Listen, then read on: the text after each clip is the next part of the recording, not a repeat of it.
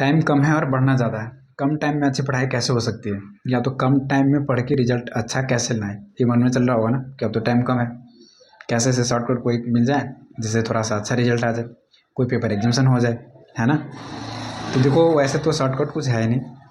अगर आपका टाइम कम है उसके अकॉर्डिंग से आपकी तो बहुत सारी चीज़ें ऐसे सिलेबस है जो कि आपकी कट करनी पड़ेगी, क्योंकि सारी चीज़ें पढ़ोगे तो ऑफकोर्स ज़्यादा टाइम लगने वाला है।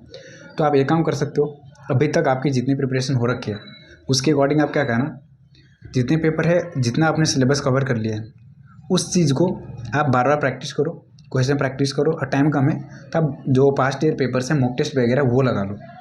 अब ज़्यादा जो सिलेबस आप कवर नहीं कर पाए हो तो उसको कवर करो ही मत। एक वेटेज के हिसाब से देख लो किस चीज़ की कितनी वेटेज है, ज़्यादा मार्क्स कहाँ से आते हैं, तो उस चीज़ को वैसे वैसे टॉपिक को चूज़ करो और उसके ज़्यादा से ज़्यादा प्रैक्टिस करो, मॉक टेस्ट करो, आरटीपी करो, एमटीपी करो, और पास्ट ईयर एग्जामिनेशन से पेपर वो सारी चीज़ें करो। तो आप कम समय में ज़्यादा प्रैक्टिस करके, और मेनली गेम जो है ना, प्रैक्टिस की गेम है। आप कितने भी पढ़ लो, पूरा सिलेबस कवर कर लोगे, अगर प्रैक्टिस नहीं कर पाओगे तो वहाँ पर जाकर परफॉर्म नहीं कर पाओगे। बिल्कुल सही कह रहा हूँ, क्योंकि आप प्रैक्टिस एक बार में आप सारी चीज़ पढ़ लो, बट प्रैक्टिस आपने कुछ नहीं करी तो वहाँ पे एकदम से आप कंफ्यूज हो जाओगे और चीज़ें आपकी ग्रिप में है नहीं तो लिख नहीं पाओगे आप। लगता है कि यार सारे कवर कर लेंगे अच्छे नंबर आ जाएंगे, नहीं, सारे कवर करने से अच्छे नंबर नहीं आते।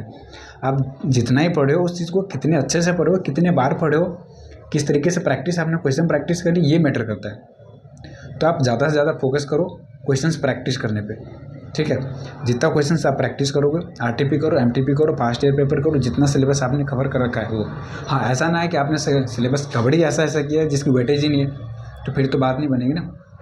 आप कभी भी पढ़ाई करो तो आपने वो जो एनालिसिस है ना अपना, जो अगर आप सीए फाइनल के सेकेंड ग्रुप दोगे तो उसमें पढ़ोगे एसएमपी पेपर में है जो पैरोट एनालिसिस, तो उस तरीके से काम करो। जैसे ये हमारे ये होता है ना, हर जगह ये चीज़ अप्लाई होती है। जैसे कोई भी चीज़ हम काम करते हैं तो 80% चीज़ है ना वो 20% कवर करता है, और 20% चीज़ है ना वो 80% कवर करता है।